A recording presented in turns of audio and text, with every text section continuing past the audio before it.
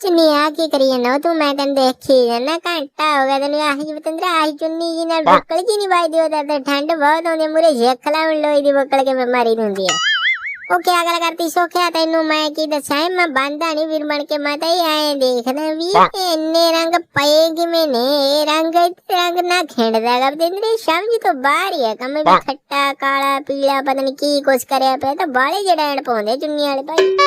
ओ यार चन्नी तैं दा सीधा कुर्ता समेवना तू बन के देख ले वीर बन के मेरी गल सुन चोली बन पर नरमा चुगण चले करेंगे बाले पैसे मनदे ओदे विच पल्ली ले चाहिदी ए मान ले मेरी गल सुन सिखला बन्नणी किवें बंदे हुंदे क्या गल करती सोखिया ना भाई ओए तू तो बड़ा मेनू काम लैन नु फिर मैं मुंह नहीं जांदा है नाले मेरी गल सुनी तो मुंह ही ले ली वीर बन के गिल्ली जी सी गर्मी बड़ी मैं पक्खे थल्ले बह जांदा मैं ठंडी ठंडी हो गई